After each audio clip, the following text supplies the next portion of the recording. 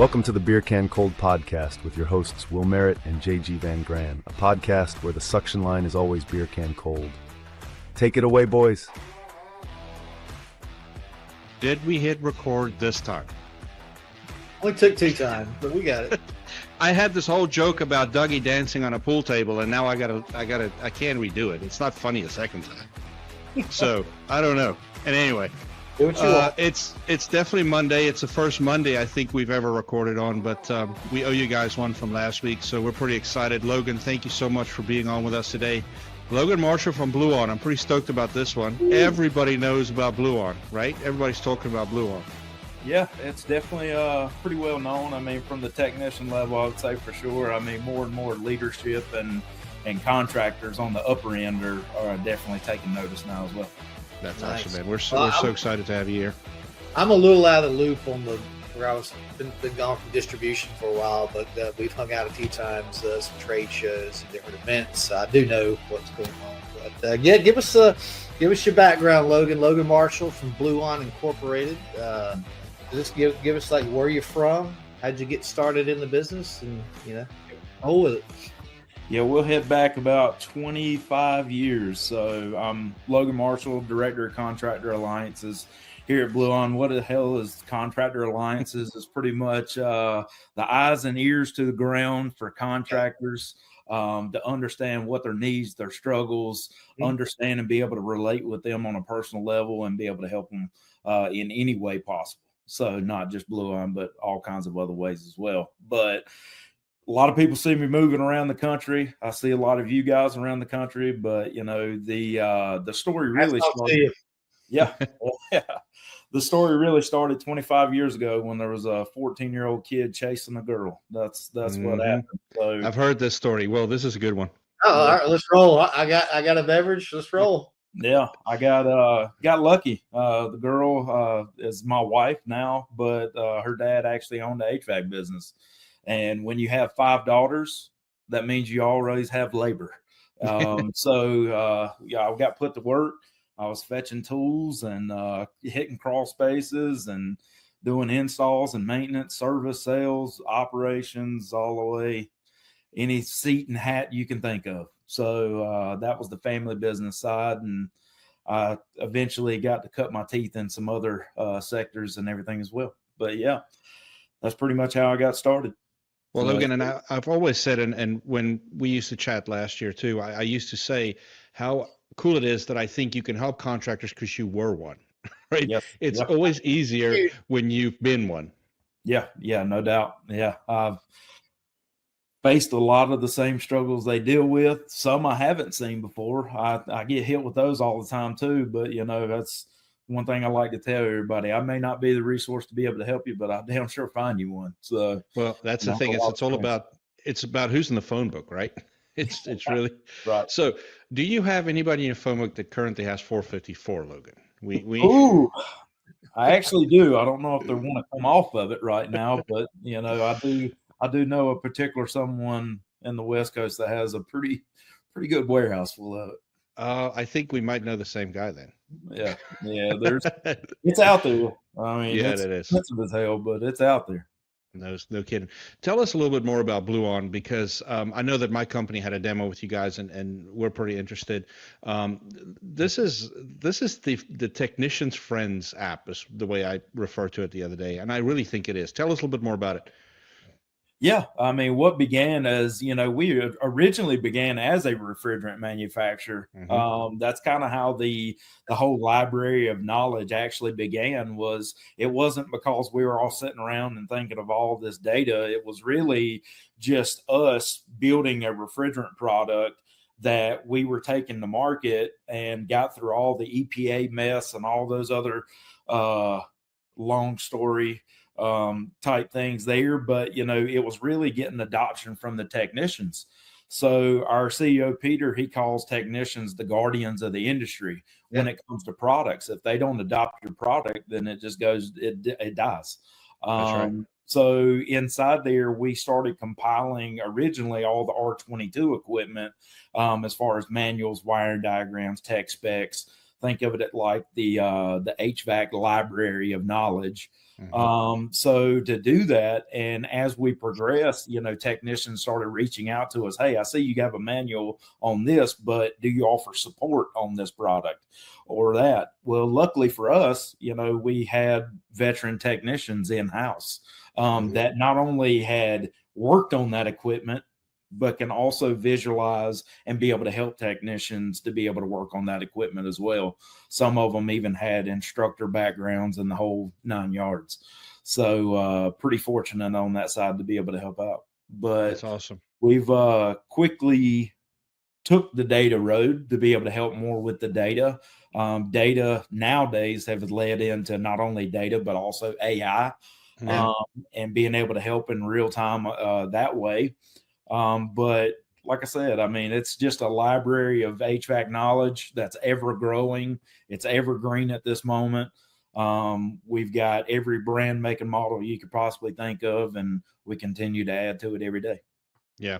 No, and I think what's important from the contractor side is, it is so hard to add to the workforce at the moment. It's so hard to find guys that are really, certified and has been doing this for about 5 to 10 years. So the fact that you kind of, as Bluon, become my second service manager, right? So like when they can't get hold of my service manager, you're through the app. And actually, I know a couple of my guys use your product already, and it's like, okay, that's the first line of defense. If we can't go from there, we go to the service manager, and you're actually freeing him up to do more that I want him to do, right? So it's really a really good thing. The question I have for you though is, how do you guys keep up with all the manuals and things coming out of the factory? Is the manufacturers open to you guys helping out? Yeah. So we do have a lot of relationships across the industry, whether it be OEM or distribution, because we had that huge piece that was kind of inside the element as well. And we continue to grow on that. We'll talk more about that in a minute. But we do get our data in those kind of ways. So through that relationship, our database team, we actually call them unicorns, and they really are, because with that, not only are they data junkies, like they understand what data is relevant and how to be able to place it in and be able to update it, cascade parts, the whole 9 yards. But a vast majority of them are also from an HVAC background. So they understand fully what they're looking at, why it's important, and why it's going to be able to help the technicians in the field, because some of them were technicians. Yeah, that's awesome. They just happen to be really tech savvy technicians. Right. Yeah. And you guys integrate with any CRMs? I know the answer, but I have to be the host and ask, right? And if you do integrate, how does that look? Yeah, so we're currently, this year's a big year for us as far as integration goes. We're actively working through integration with Build Ops, Service Trade, Service Titan, and House Call Pro. But that will begin to expand even more than that. We've had conversations with many others throughout the industry. It's really just about lining up the priority and the teams and being able to make sure that the roadmap stays consistent there. Yeah, no, absolutely. And I think that's the biggest thing. And I think that's what we found intriguing. It is integrating with our CRM, and it actually makes things pretty seamlessly. So yeah, the more we get into it on that side, you're going to see, not only we don't want to be in the way of the technician, because we want to be within the actual day-to-day life of how they operate. So if they get inside their FSM or their CRM, we want to be able to help keep them inside of that, but be able to still give them the support and the data as they need it from that day-to-day life out in the field. And Logan, you guys are still privately owned, right? You're not part of some big conglomerate yet, right? Well, we're VC backed. We've always been a VC backed company, but no, there's no. Our majority shareholder is our CEO. Yeah, and that's important. And I'll tell you why it's important, because the bigger it starts getting, when other people get involved, that's when the hands get tied and things can't progress as quickly. You know my story. So there's a lot of things that you try to change quickly. What I loved about what I heard about Logan and the guys when I was still doing the circuit is it's nimble, it's quick, and if there's something they can do, they'll do it. And that was a big part of it. Yeah, no doubt. I mean, one of the biggest things kind of going to that, I think, since the last time I talked to you there, JG, is like as we begin to expand and grow our Bluon for Business side, which is the contractor side, we've even gotten to a point now to where there's an open feedback loop for contractors. Mm-hmm. If you're seeing particular data or pieces of equipment in the field that maybe we don't have, and that could be new, that could be some of the older stuff, because a lot of the data that we get, it may not be in the app. That doesn't mean we don't have it. It's just prioritizing what's needed out in the field at this point, because we're definitely north of 90% of all the model and data information that's in the market. But there's always nuances. So that open feedback loop for the contractor, they can even provide us list of data or assets that they're actually working on, and we can continue to make sure that they have exactly what they need. That's pretty cool. Can I go back and ask a question about like new equipment coming out? So are you guys having to contact, say, Train comes out with a new piece, York comes out with a new piece of equipment? Do you have to contact them, or are you guys kind of on the Rolodex and they're sending stuff to you when it gets released? How does that work? Yeah, it kind of works both ways. In that relationship, depending. I mean, there's some that we don't have as good of a relationship with, but we have ways of finding that data and being able to get it if it's in the open source. But with that, I mean, the relationships that we do have, they will provide us the data, because even for, some of the acquisitions we've done and some of the data that we've collected over the years, the fun thing there is even some of the OEMs have lost some of that data throughout the years, and we've been able to provide some of it back to them to be able to help them make sure they have what they need.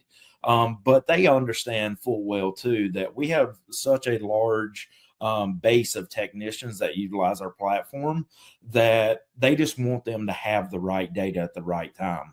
So it's not a competition type thing or anything like that. It's really just getting back to the source that technicians need information, and they're going to find it one way or the other. It's just either going to be a good experience or not a good experience. So we're just trying to create a better experience to where they can, just have a resource directly to it. And then I think you guys have some partnerships built with some of the distributors, right? So you guys actually have some visibility to parts availability? That's coming. Yeah, for sure. Okay. The parts availability side. So we originally launched a marketplace to begin with. And to be honest, we shut it back down because the experience wasn't exactly what we wanted it to be. Mm-hmm. Reason for that being, it wasn't necessarily that, it was fully on distribution or, whatever on our backside. But the case of the matter was that it was pretty much a digital will call is what it was. And inside there, the technician, when they sent the part over to the distributor of their choice, it relied on the counter staff to be able to reply back to them on what was available, what their price and what that would look like. That side of it was taking longer than what we expected and what the technicians and contractors expected. Right. So inside there, we did pause that. But what's coming now is integration directly with distribution to where we're going to be able to not only empower their commerce and their brick and mortar, but also be able to provide them with more information and just make it a better experience on that side to where the technician's not having to wait on another human or another process to be able to get back to them. That's strong. That's battery asset strong. Well, that kind of takes me into, I said, all right, I'm a technician. And so let's take it through a real world scenario. So I'm on a heat pump, and it doesn't matter, it could be whatever brand. And I come to find out it's the defrost board is out or whatever. So it's OEM to the particular manufacturer. Take me from there. What do I do? Yeah, inside the Bluon app now, they can quickly, I'll start a little bit behind that. So I'll show the experience on that side. They can quickly get to the model number they're working on by scanning that model data plate. It's going to be able to pull up any relevant information on that piece of equipment, whether it be the technical specs, the warranty, the model age range of that equipment, and also the model number, serial number, so they can transfer that over to their FSM and capture that data.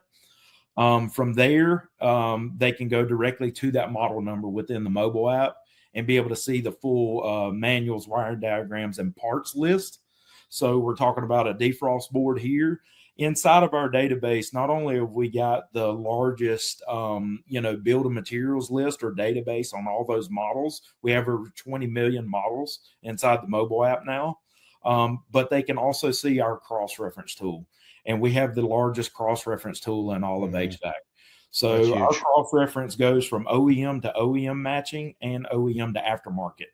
Okay. So if we're talking about that OEM part that you need, we're going to be able to give you more shots on goal, no matter if that OEM part's available or not, to be able to get that job done today.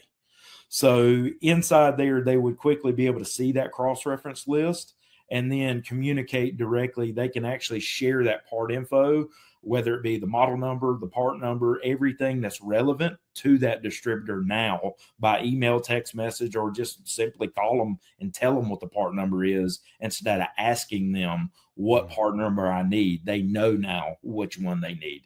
So they can call in and speed that process up. Yeah. Yeah. Well, so it sounds like ultimately you're going to be connected through their database and e-commerce. So, all right, I just go and get in real world scenario. I'm in Raleigh, North Carolina, and I'm working on a York unit. It's an old E4FH heat pump. And dear Lord, you went way back. I don't feel that old, JJ. I can do that stuff. So actually, I should have gone E2FH, but E4FH pump. That's an old one there. Yeah, I don't feel like it because I used to sell that thing. So anyway, so I could. And when we get there, ideally, like I'd be on the app and go, all right, this is the part number, and then all right, I can connect to Virginia Air's, warehouse inventory through their e-commerce and see, all right, it's in stock, and I guess probably ultimately order it right then and there and say I'm coming to get it. Yeah, but yeah, go ahead, sorry, go ahead. Sure. Yeah, that's pretty much the experience. It's taking out the guesswork, it's taking out the back and forth lingo and transfer of knowledge and data. We're pretty much going to make that experience to where if that technician needs XYZ part, they can click on that part based on the contractor's relationships. They would know what distributor in that area has that part or an applicable part to be able to replace it. So they can be able to get real-time price and availability and get that job done. Now, one other catch to that, inside the mobile app, even on Marketplace 1.0, we did launch delivery inside the mobile app. So I'm sure that will take place again. The delivery on that side is very seamless. And when that takes place again, it will be able to make sure that technician has an option to either leave the job or don't have to leave the job. They can go ahead and be replacing parts or getting Mrs. Jones back online a lot quicker. It's Uber Eats. It's Uber Eats for reversing valves is what it is. Well, that's what I'm thinking. I mean, they're saying they're getting ready to employ the drones here. Yeah, that's right. So I could just see you're sitting there, kick back and rest for a few minutes. It's 95 degrees outside, and all of a sudden here comes a drone, drops your part. I could see it in the not too distant future. Yeah, there's definitely a future of that, I'm sure. For now, we're still running on the ground, but they even in Marketplace 1.0 that we had, we built it out to where it was so seamless that it was just understandable. Like I said, fortunately, we wanted the experience to be a lot quicker and simpler, but inside there, the technology was already built. So they can simply connect with that distributor. They can actually say, see the price for what it would take to have it delivered in real time. And then from there, it would actually attach that price to their PO for the distributor. So it wouldn't be another cost, another PO, another price. It would all be tied to that same job. So that's something that was seamlessly integrated, which I'm sure will be back in the future. But I think there's something we're glazing over. So I want to go back to Will's scenario and a couple of steps back, right? So I'm a young tech. I'm at this heat pump, and I have issues troubleshooting that unit. Oh, yeah. I just teed you up, buddy. Go for it. Swing for it. Yeah, normally right now, what's normally happened? They're either banging their head on the wall for some obscene amount of time, killing your billable efficiency, or they're lacking the confidence to be able to move forward or have that conversation with Mr. and Mrs. Jones, or they're taking other team members offline. That's exactly what your guys are doing. So with that, that's a huge billable negative. That's one thing that our AI has definitely been able to help with. We do consider ourselves that first line of defense, kind of like you were hinting at earlier, JG. If your team is blowing your service manager or your other team's phone up, then we want to be able to free that time up so they can focus on the growth or the KPIs that they need to be focused on. So inside Master Mechanic, it is a library of knowledge as well. So it was built off the back of our live tech support calls, which we answered hundreds of thousands of hours of live tech support calls over 5 years. So we built that in the backbone of our AI. And now it's taking in thousands of answers and questions a day to be able to keep growing that knowledge base. Yeah. But inside there, they quickly go there. They can ask it the questions they need. They can ask it the questions they're typically a little embarrassed to ask you, and be able to get the information and knowledge they need to be able to help them in real time without having to blow your phone line up. Yeah. And I think that's the big thing, right? And so it's the confidence piece. I was a young technician sitting at a unit going, what in the hell are we going to do here, right?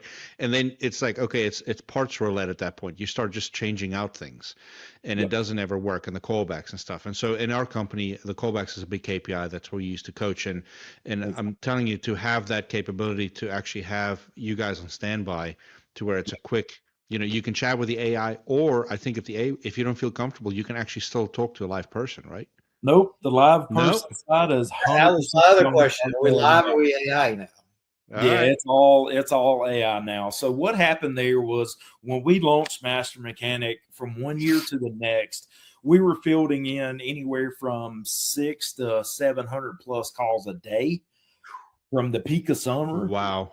To the next year, once we launched Master Mechanic, it was actually taking in probably 90+% of that. Oh, wow. So inside of that, Master Mechanic became that resource that technicians were, not in fear of retribution to ask the questions they need. But also, it's just like any other technology or any other thing, especially technicians. If they learn, they don't have to spend time or take time to be able to get in touch with somebody or wait on hold or do that kind of stuff. They're going to resort back to that option more than not. So inside there, they began to ask more and more questions, and we began to build and get better on not only knowing exactly the models they were working on, but knowing the most issues and actually helping technicians understand how to prompt AI. Because let's face it, I mean, when we launched Master Mechanic, or when AI came into the trade space, we were all early adopters. But the truth was that a lot of technicians just didn't know how to correctly prompt it. So we were building ways to be able to help them there. Most technicians nowadays, they speak into it just like they would if they're talking to live tech support. And that's how you're really opening up the whole, knowledge base to what Master Mechanic can do to help them. Yeah, I'm not going to go into it in this podcast, Logan. I'll tell you offline because I've already said it here a bunch of times. But the stuff that I'm currently doing for our company in ChatGPT is insane. And actually, we had a sit down with our techs to say, hey, instead of just writing this stuff on tickets, like I have screenshots, and it's some of the funniest stuff. It's like, I murdered a squirrel in your attic because the guy was trying to say something else through speech to text, and they just send it, never read it. It's like, okay, so he's known as the squirrel killer in the company currently, but we're even, we're telling them, use it, talk into it, and get the tickets to be better, and build yourself some templates. Now, some of the older guys, they don't want to mess with that stuff, but the young guys, man, they're embracing it. They're understanding how much easier it's making their ticket process and everything else. I'm old school. I used to have a clipboard and a stack of tickets in my truck, so for me, this stuff is new and it's cool, and I'm kind of excited. Yeah. Yeah, I mean, that's great. The team's utilizing it in that way. That's one thing that we did take note of that was actually mentioned through most of our technicians utilizing Master Mechanic, is what comes after a technical diagnosis is normally job summaries. Right. So we have done some updates, even I believe since you even seen it, on how we produce summaries. So summaries are shined on in two different lights for us. So there's one as far as the technical summary based on the actual technical diagnosis that Master Mechanic just helped that technician with. So that's more going to be used for like internal purposes, like service manager, another technician that may have to come back to that call 6 months or a year from now on maintenance to understand better what that customer had to deal with. So those are the technical summaries, and it's based off of true live support or the issues that they had on that model number. The other is customer summaries. So the customer summary side actually came from more veteran technicians, like what you were talking about. Yep. They were producing technical or customer facing job summaries based on using Master Mechanic and speaking into it about what they needed. Yeah. So inside there, what they done, you can quickly hit customer facing job summary, and it will literally take them into a really layman's term and understandable job summary within seconds that they can just transfer directly. Is it translating what they said, Logan, and then putting it into more consumer? Because consumers get lost. We spout this stuff out all day, every day, and then a consumer's like, just tell me why it's broken, how much it's going to cost me, and then am I going to trust this is the right thing? Big time. So, yeah, it goes into the what, the why, and the how they done what they had to do. Cool. So this is how cool this is, Will, and kind of tying it all full circle, right? So I'm a young tech working on the job. I start interacting with Bluon. It's helping me troubleshoot it. It's helping me find the part. It's helping me order it, and it's helping me write my ticket. I mean, this is insane. What I'm thinking is, I think kind of what you're alluding to, JG, is that, of course, like we said, seasoned technicians are at a premium in this industry. And I think just about everybody is succumbing to the fact that you got to train and bring them up within your in the ranks and teach them what you want to teach them in your ways. But what I could see with this, Logan, is, you can take, say if it's a level 1 to 4 tech, you can take a 2 tech and get them to like a 4 pretty damn quick. Yeah. No doubt. Or someone, like we have a lot of people that start as maintenance techs, have levels of maintenance techs, and they want to progress into a full service tech, that they can start, potentially doing some bigger, more complicated repairs. And then if they're savvy, they're learning, can really progress quickly. Here's what it opens up for me as a business owner. And so I'm needing to hire 7 technicians and in different spots. Like I need some refrigeration guys, whatever. But now I can go and find the guy that is good with customer service, shaking the hand, looking in the eye. Those things I can't coach, I can go find. And then Bluon is helping me coach the other piece that is coachable, right? So now all of a sudden I go from a hiring technician kind of focus thing to hiring good people and teaching them to be good technicians. And it's a game changer, right? Yep. And it's shortening the time where normally that process would take a year to 2 years. You're shortening it down to 6 months now, roughly. Yeah. I mean, big time, especially considering that even when they're using the AI, it's helping them in real time, right? And it is giving that training and that understanding on whatever they're faced with.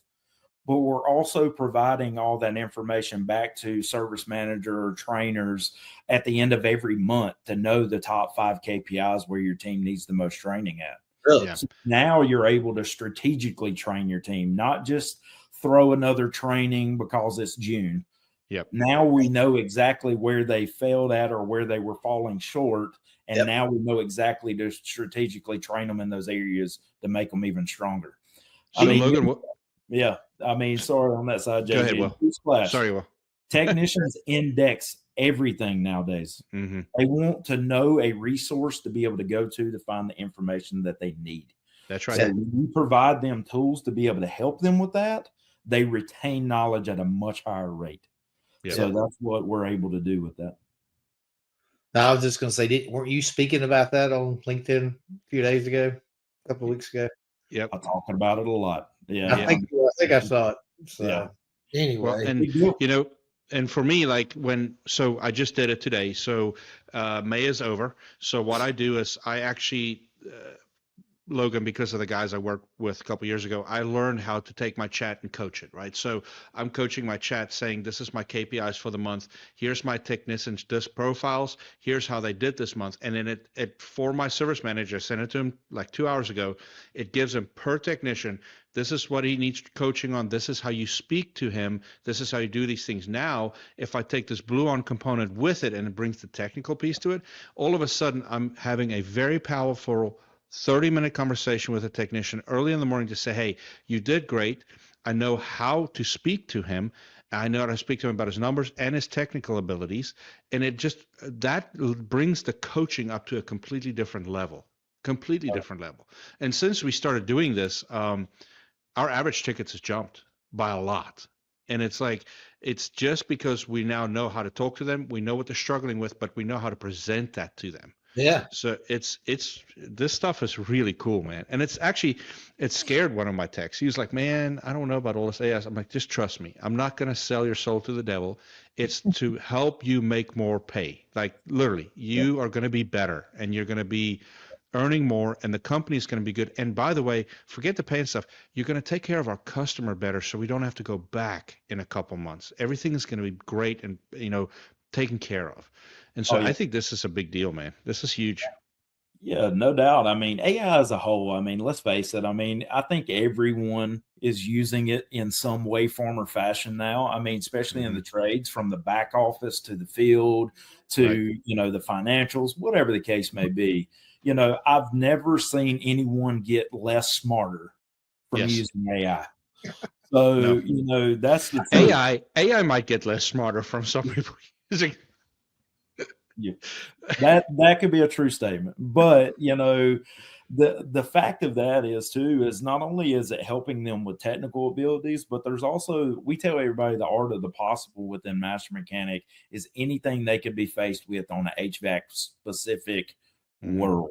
So with that, if it's communicating to a customer, we're not a sleek sales tool. We're not any of that, but we do understand breaking down apart and understanding how to teach or be able to help them make it make sense to their customer. Yeah. So they can utilize Master Mechanic in that way and everything too. So how do I best describe why your static pressure is making a difference on your system? Or how do I explain this UV light? Those are things that we see all the time within it, and it's going to be very detailed and specific, not an open source. That is one of the biggest differences between us and ChatGPT. ChatGPT has gotten really, really good at a lot of things, but it's not specific to any one thing. Yeah, no. So, and it's a couple of years behind, by the way. Don't think you're going to pull real data from it. Like, you need to use it to learn how to speak to people, that type of thing. You're not going to pull like what happened yesterday type of stuff. It's not. And it actually puts that disclaimer. And that's why I love the fact of how you guys do it. It's real time, right? It's real time information. Yeah, real-time information, historical vetted information from HVAC. I mean, we do still, I say we have our AI, but we also have our HI as well, the human element on the backside of it. That human intelligence on the back end is still fielded from our actual veteran technicians in-house. So that feedback loop, if a technician says, hey, maybe this question wasn't complete or it didn't help me fully, whatever the case may be, and they have to call their service manager, then they can give us that feedback. And not only are our veteran technicians, myself, some of our others on our team going in there and layering in the right answer, but we're also layering in our experience based on working on that equipment. Yeah. ChatGPT is not doing that. No, it's not going to do that. No, it's really cool. What is in the future? What is in the next 6? So I know how this conversation goes. What's in the roadmap? What's 6 months? What's 12 months? What are we looking at? Yeah, anything you can share?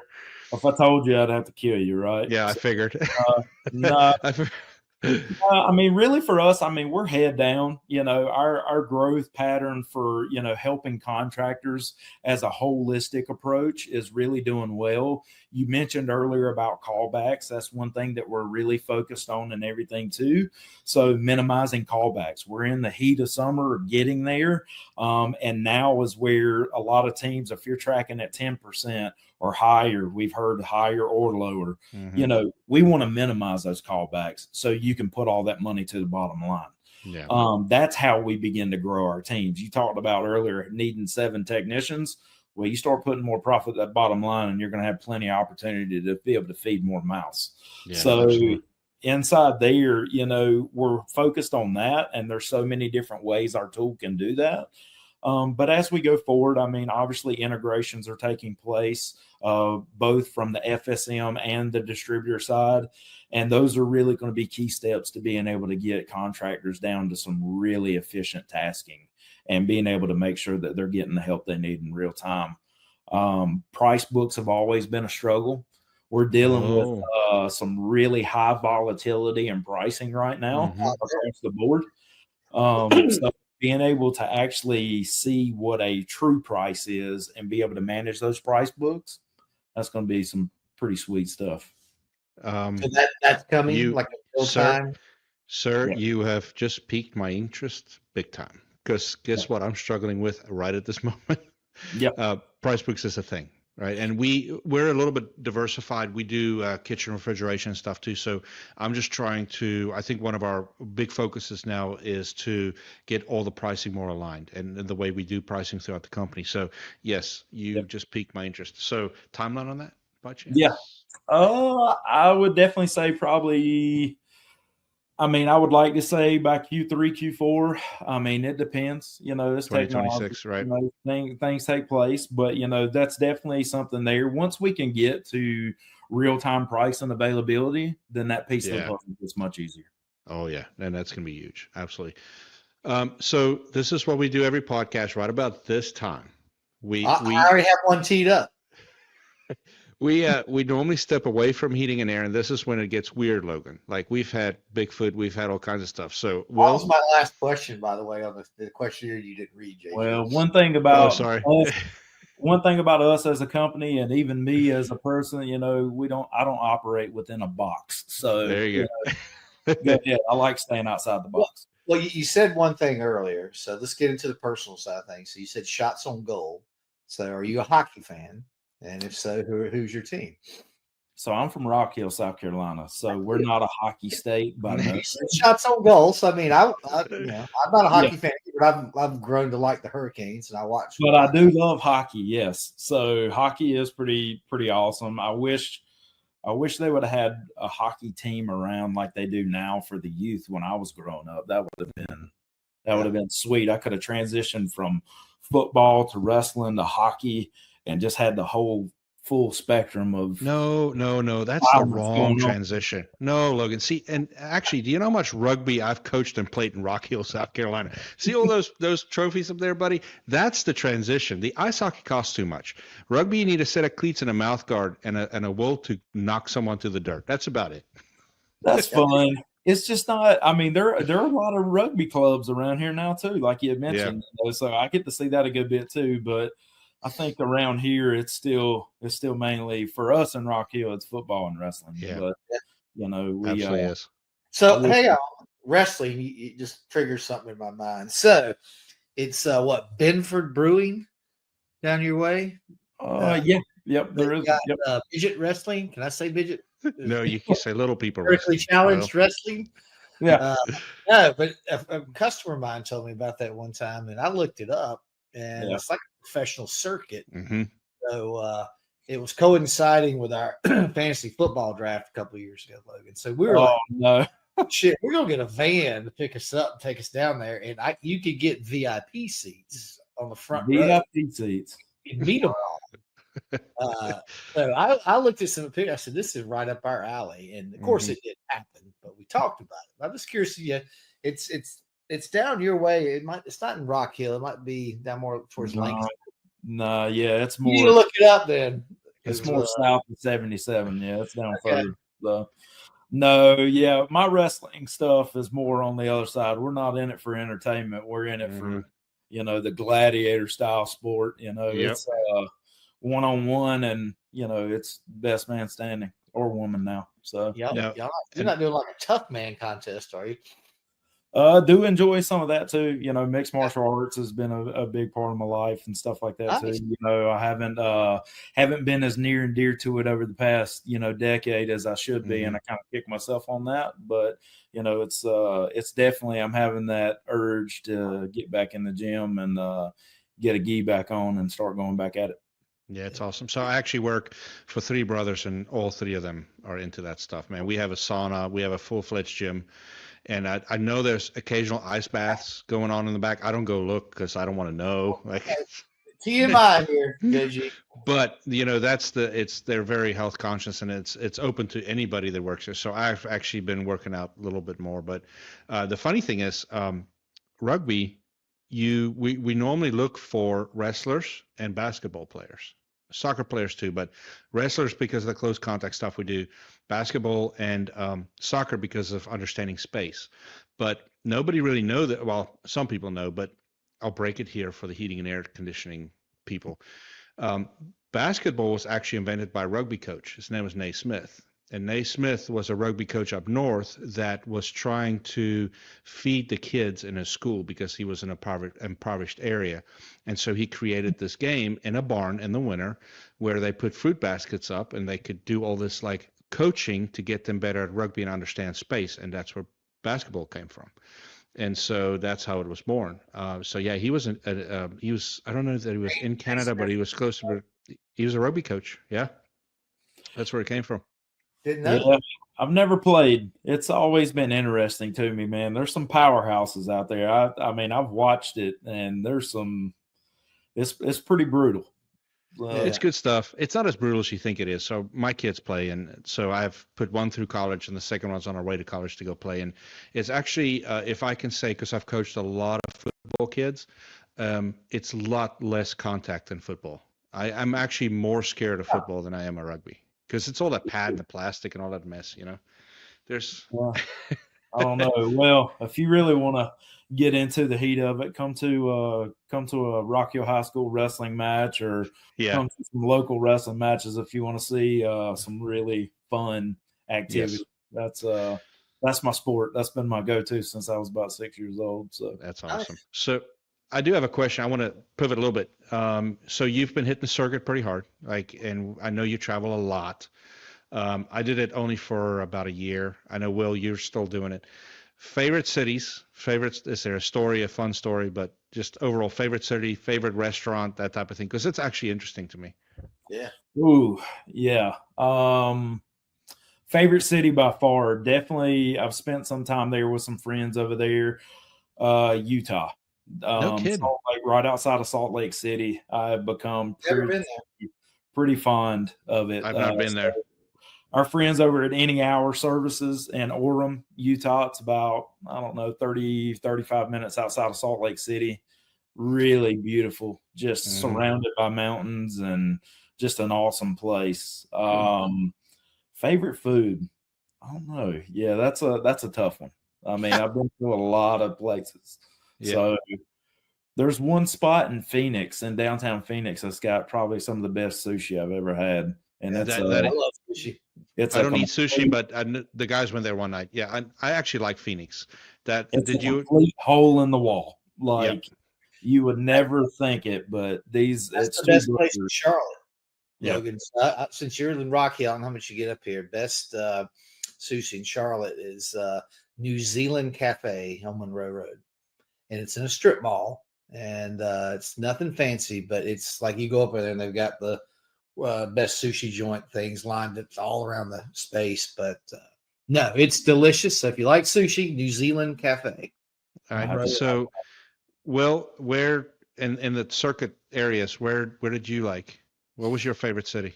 Well, I mean, it's all changed now. What we're doing. I mean, what we talked about. We used to travel to the factories, Logan. And so we would go to Norman, and I guess it really was in Moore, Oklahoma, outside Oklahoma City. But always we say that place is Sooners legend. That was just great because it was a local place and the food was great. I mean, did not go home hungry type of place. So I don't know. I love good food, So that one comes top of mind. We just spoke about it a couple weeks ago. Logan. So I just remember that one. But there's another steakhouse that's in downtown Phoenix. I can't remember the name of it. I got some friends of mine are probably going to kill me for saying that, but yeah, it is. We've been there a couple times now, but no, it's like old school mafia style, like even bottle here in Charlotte too. Yeah, you walk through. They walk you through the kitchen, like through the backside of the kitchen, to be able to get to the restaurant. Nice. So it's high back booths and red. I can still see it, red leather seats and everything. You feel like you're in the mafia. Yeah. So there's actually a steakhouse here, and I don't know the name of it, so I'm not going to get in a lot of trouble. But you can't drink inside, and it's a limited amount of people, and you have to call ahead and reserve a place. So you'll pull into the parking lot, and you'll see people tailgate. So they'll actually come an hour early. They'll tailgate and go in. Best steak apparently you've ever had. I've never eaten there, but like you can't take your drinks in. But like once you get inside, I don't know that you can drink in there or not. But I know that tailgating is a big part of it. So people, couples, whatever, will get together on Friday afternoons. They'll head up to, I think it's in Wendell, and they'll tailgate for an hour or so and then get inside, get their steak. But apparently it's like those where you like pick your cut, that type of thing. But for me on the circuit, I really enjoyed Cleveland because we stayed in that really old, very fancy hotel that you can walk out the back, and the House of Blues is right there, and then that whole street. But there was a little cocktail bar that was ran like an old-time speakeasy. You had to go down the stairs, say the password, they let you in, and then everybody was like in like 1940s, costumes. That was quite an experience. I don't even drink whiskey or bourbon, but that was a good one. Nice. Is it Southland Steakhouse? It could be. I see another one, but it's got a bar, so that's probably not it. No, so. It sounds like a perfect place to not complain. I guess they never get complaints about people having to wait. No, and it's so I've been told several times by some good old farm boys I'm friends with. I said it's the best damn steak you'll ever had in your life. So it's on the list. It's on the to-do list this summer. We're gonna try to get up there and get that done. So the big question is, Logan, do you believe in Bigfoot? Absolutely. See? There you go. Yep. Hey, so Will, you're new to TikTok. I don't know if Logan's on TikTok, but there's a whole channel now with AI videos of Bigfoot just talking about living in the forest. Dude, it's the greatest. It's like sweeping the country. I saw, you probably know him. I just know him through LinkedIn, Tony Mormino or something. Works for the site partners. And there's a guy that's in Florida, and we're just friends on LinkedIn. And he had like a picture, and it was the famous Bigfoot picture. And you can tell someone did some AI stuff, but it had it stamped with Tony's signature, and he's carrying a jug of R454.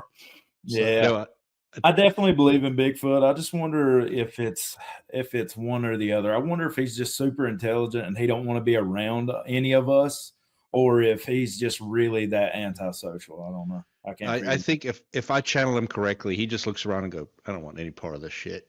Yeah. And he rolls. Here's the real question. I came equipped with another question for you guys on that side. Do you guys believe in aliens? Oh, of course. Oh, it's all that shit's coming out, dude. It's like my college buddy was on it a few weeks ago, and we were down at the beach, Logan. He's like he's constantly sending stuff. And I just think it's, again, universe is too vast for there not to be other intelligent life forms, but it just seems like there's so much more stuff coming out now. And like I said, we've never seen the bottoms of the oceans on our planet, so something's gonna give. I just hope it's either, if it's gonna be bad, I'm not around for it, anymore, or if it is, No. I definitely want to be around for it. Like, I have so many people I need to tell that I told you so. Yeah. Like, there's way too many people I got to talk to when that happens. It is funny though. Like, none of these, and I don't know, maybe I'm ignorant in making the statement. We have enough bad crap in South Africa, like animal wise. There's no like myths about big apes and stuff. It's all like up here where you guys don't have stuff that can actually eat you if you go outside and pee on the tree. So like we have our own bad animals, like, and they're not myths, they're real. So it's funny. One of our owners was actually, he did a bucket list trip, and he's currently down there. He went to, I think he went Botswana and did Botswana, Zimbabwe, and then all the way down. And it's just the pictures he's sending me, man, I'm so jealous. But yeah, there's no Bigfoot rumors down there. We have The native people believe in the Tokolosi. He's this little short dude with red eyes that will come steal your soul at night. So they all sleep on beds that's raised. So there was many silly nights where we may or may not have, taken 2 flashlights and a big. That must be the first cousin of the chupacabra down in South America. That's pretty much it. There's shit out there. It's just not quite explained, and I just I have an open mind to it. I'm not crazy, but I just think there's got to be other stuff out there that we just can't quite explain. Well, the what I say the other day, nobody knew what it was. The Rularoo in Louisiana. I've heard of that. And then you got the Mothman in West Virginia. Oh, the Mothman, like I said, I've got the movie, and that came out probably 20 some years ago. I think we just got married, but Mothman Prophecies ended up in like West Virginia or something, and there's a bridge. Yeah, there's a bridge or something. So really cool stuff.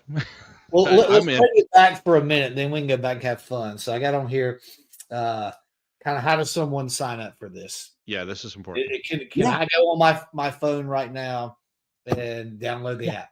Is there a free technicians, anybody? Anybody who needs the mobile app on that side, it's still free on Apple or Android.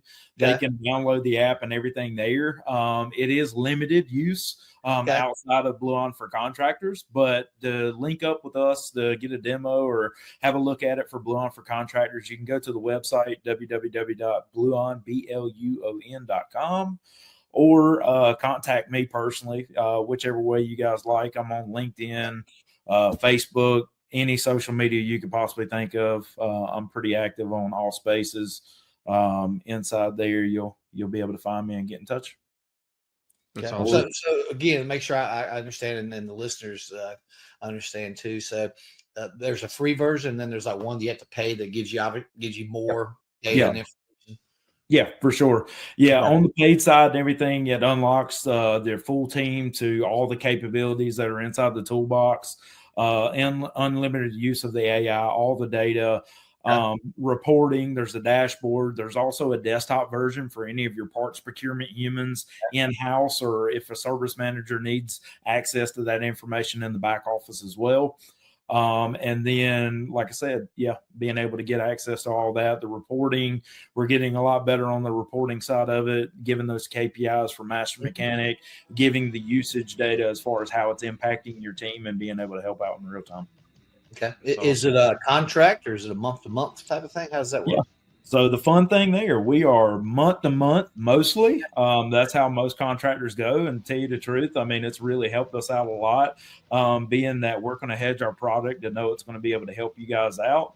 And we can do it month to month, so you can ebb and flow and grow your business the way you expect to within it. There is an annual option if you want to do that, and you get about a 20% discount. But it's whatever fits your business best.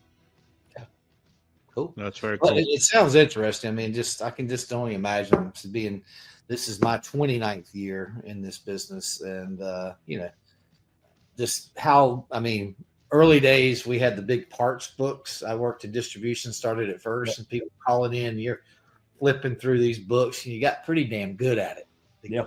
But I can just imagine it's the tools that are available.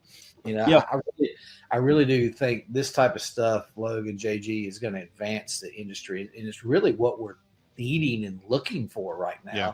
We just, like I said, it's just a finite supply of people with experience out there, technicians, and and most of them, we know they're aging out. A lot of them are retiring. That type of. I know one person in particular. Her and her husband, they both worked at a heat and air conditioning company, and she left and went to another company, and he's like, I'm done with heat and air business. Yeah. I've had my fun. It's the same story even on the side that you came from, Will. The employees at the counter, they've gotten much younger over the years. They've lost that tribal knowledge to be able to help know exactly what parts needed for what situation. That's where we really come in and help bridge the gap, even for distribution partners, is being able to provide them with a solution they can go to, reference, and be able to say a lot more yeses than nos to those contractors coming in and out of their stores every day, because they need that knowledge as well. Yeah. Well, Logan, thank you so much for joining us. This was an amazing hour, and I really hope that this brings you guys a lot more business, because I think this is an amazing thing. And the more I can go just focus on hiring good people and then having resources like you to coach them and being good technicians, it makes my company better. It allows me to provide better customer service and everything else. So thank you so much for being with us. Thank you for putting up with us, our Bigfoot talk. I guess, Will, this must be a thing. We need to start doing this Bigfoot stuff. I'm going to probably have to get something Bigfoot. I think I have some stuff around the house behind me here. Maybe I'll find out how to do some of our TikToks and Bigfoot voices or something. I don't know. We'll have to figure it out. It's trending, and the 454 elusive Bigfoot thing, that's definitely trending. It seems to be. So, well, thank you so much, guys. It was a great afternoon. And Logan, good luck on the trail, and we hope to hook up with you soon. Thanks, Will. Yes, sir. Thanks, Logan.